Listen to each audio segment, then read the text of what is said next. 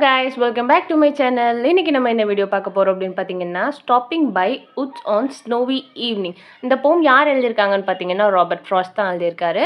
போமோட summary பார்க்குறதுக்கு முன்னாடி நம்ம சேனல் இது வரைக்கும் சப்ஸ்கிரைப் பண்ணாதவங்க மறக்காமல் சப்ஸ்கிரைப் பண்ணிக்கோங்க அண்ட் பக்கத்தில் உள்ள பெல் ஐக்கானையும் கிளிக் பண்ணிக்கோங்க. போமுக்கு முன்னாடி ஒரு சின்ன ஆத்தர் இன்ட்ரோ பார்த்தலாம். நம்ம பொயட் வந்து ராபர்ட் ஃப்ராஸ்ட், ஒரு அமெரிக்கன் பொயட். இவர் வந்து 26 மார்ச் 1874 வந்து சான் ஃப்ரான்சிஸ்கோவில் பிறந்திருக்காரு. சான் ஃப்ரான்சிஸ்கோ வந்து கலிஃபோர்னியாவில் இருக்குது. இவர் வந்து ஒரு அமெரிக்கன் பொயட் அண்ட் பிளே ரைட்டும் கூட. இவர் வந்து எ பாய் வில் அண்ட் நார்த் ஆஃப் பூஸ்டன் அப்படிங்கிற ஒர்க் வந்து எழுதியிருக்காரு. இது வந்து ரொம்பவே ஃபேமஸான ஒர்க். அதுவும் இல்லாமல் புலிட்சர் ப்ரைஸ் வேறு வாங்கியிருக்கிறாரு. இவர் வந்து 29th ஜான்வரி 1963 வந்து இறந்துருக்கிறாரு. அண்ட் தென் நம்ம போம் பார்த்தீங்க அப்படின்னா இது வந்து ஒரு சின்ன போம் தான். இந்த போமில் வந்து 4 ஸ்டான்ஸா இருக்குது. ஒவ்வொரு ஸ்டான்ஸாலேயுமே வந்து 4 லைன்ஸ் இருக்குது.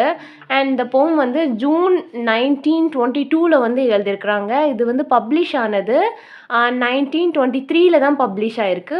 எந்த பப்ளிஷரில் வந்து பப்ளிஷ் பண்ணியிருக்காங்கன்னு பார்த்தீங்கன்னா நியூ ஹாம்ப்ஷயர் அப்படிங்கிறதுல வந்து பப்ளிஷ் பண்ணியிருக்காங்க.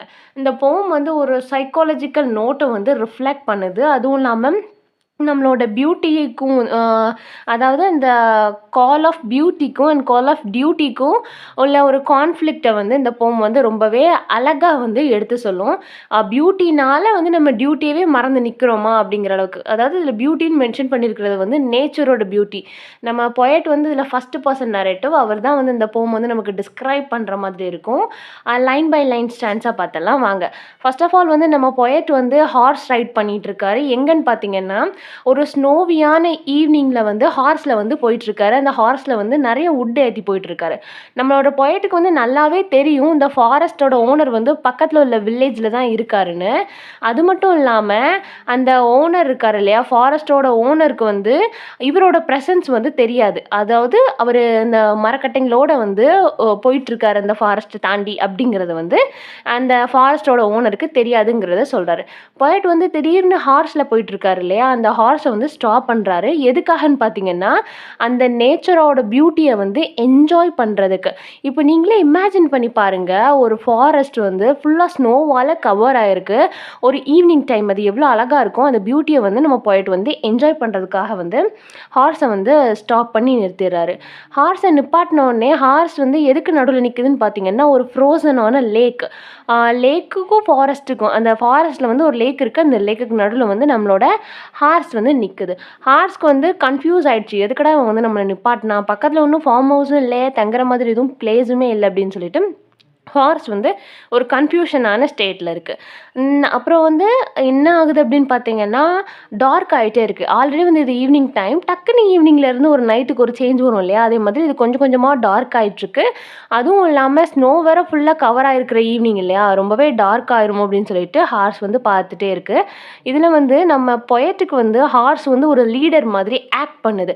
என்ன அப்படின்னு பார்த்தீங்கன்னா இது வந்து டைம் ஆயிடுச்சு, ஆனால் நம்ம சீக்கிரம் கிளம்பணும் அப்படிங்கிறதுக்கு ஒரு வார்னிங் மாதிரி நம்ம ஹார்ஸ் கொடுக்குது. என்ன அப்படின்னு பார்த்தீங்கன்னா ஷேக் த ஹார்னஸ் பெல், ஒரு பெல்லை ஷேக் பண்ணி வந்து நம்ம பொயட்டுக்கு வந்து வார்ன் பண்ணுது. என்ன அப்படின்னா இது கெட்டிங் லேட், டைம் ஆகுது, நம்ம போகணும் அப்படிங்கிற மாதிரி சொல்லுது. ஹார்ஸ் வந்து ரொம்பவே க்ரூஷியஸாக இருக்குது. ஏதாவது மிஸ்டேக் கமிட் நம்ம வந்து ஏதாவது மிஸ்டேக் கமிட் பண்ணிட்டோமா, இல்லை நம்ம பொயட் வந்து ஏதாவது மிஸ்டேக் அவராக கமிட் பண்ணிட்டாரா, நம்ம எதுக்கு இந்த இடத்துல நின்றுட்டுருக்கோம் அப்படின்னு சொல்லிட்டு. ஆனால் நம்ம பொயட் வந்து என்ன பண்ணுறாரு அப்படின்னு பார்த்தீங்கன்னா ஒரு ப்ளசண்ட்டான ஏர் இருக்குது இல்லையா, ஒரு ப்ளசண்ட்டான ஏரை வந்து நல்லா ஃபீல் பண்ணிகிட்ருக்காரு. அந்த சாஃப்டாக விழுற அந்த பனி ஸ்னோஃபாலை வந்து அவர் வந்து என்ஜாய் பண்ணிகிட்ருக்காரு. அப்புறம் வந்து ஃபைனல் ஸ்டன்ஸில் வந்து நம்ம பொயட் என்ன சொல்கிறார் அப்படின்னு பார்த்தீங்கன்னா அவர் வந்து நேச்சரோட பியூட்டியை வந்து அப்ரிஷியேட் பண்ணுறாரு. அந்த வுட்ஸ் எல்லாம் எவ்வளோ லவ்லியாக பியூட்டிஃபுல்லாக இருக்குது பார்க்குறதுக்கு. பொயட் வந்து லிமிட் டு அவருக்கு வந்து கொஞ்சம் டைம் தான் இருக்குது. ஏன் அப்படின்னா அந்த பியூட்டி ஆஃப் நேச்சரை வந்து என்ஜாய் பண்ணுறதுக்கு கொஞ்சம் நேரம் தான் இருக்குது. அதுக்குள்ளே வந்து அவர் ஃபுல்லாகவே வந்து என்ஜாய் பண்ணணும்னு நினைக்கிறாரு. அவர் மைண்டுக்குள்ளே வந்து ஒரு கான்ஃப்ளிக்ட் என்ன அப்படின்னு பார்த்தீங்கன்னா அவருக்கு வந்து வேலையும் இருக்குது, டியூட்டியும் இருக்குது, கால் ஆஃப் டியூட்டியும் இருக்குது. ஆனால் அந்த பியூட்டியை வந்து அவர் என்ஜாய் பண்ணாமல் அவருக்கு போக மனசும் இல்லை. அந்த பியூட்டிக்கும் டியூட்டிக்கும் நடுவில் வந்து ஒரு கான்ஃப்ளிக்ட் மாதிரியே போயிட்டுருக்கு. அப்புறம் அவர் ஃபைனலா என்ன சொல்றாருன்னா, he admit the fact that he has அவருக்கு வந்து நெறைய ரெஸ்பான்சிபிலிட்டி இருக்கு. பிஃபோர் ஹிஸ் ஸ்லீப் அப்படின்னு சொல்லிட்டு ஃபைனலா சொல்றாரு. எனக்கு வந்து மைல்ஸ் டூ கோ அதாவது எனக்கு இன்னும் கொஞ்சம் தூரத்தில வந்து நான் ஸ்லீப் பண்ணிருவேன். அதுக்குள்ள வந்து நான் நெறைய மைல்ஸ் வந்து ட்ராவல் பண்ணணும். எனக்கு வந்து பண்ண வேண்டிய வேலை எனக்கு ரெஸ்பான்சிபிலிட்டி வந்து நெறையா இருக்கு அப்படின்னு சொல்லிட்டு சொல்றாரு. இந்த பொயட் வந்து இதில இன்டைரக்ட்டா என்ன ஹைட் பண்ணி சொல்றாரு, என்ன ஹிண்ட் குடுக்குறாரு அப்படின்னு பார்த்தீங்கன்னா, ஸ்லீப் அப்படிங்கிற வார்த்தைய வந்து இவரு வந்து டெத்தோட வந்து கம்பேர் பண்ணி சொல்றாரு.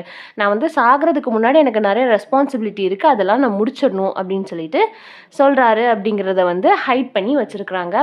இதோட போமோட சம்மரி முடிஞ்சது. வேற ஏதாவது போம் நாவலுக்கு சம்மரி வேணும்னா மறக்காம கீழ கமெண்ட் பண்ணுங்க. அண்ட் தேங்க்ஸ் ஃபார் வாட்சிங். Subscribe for more videos.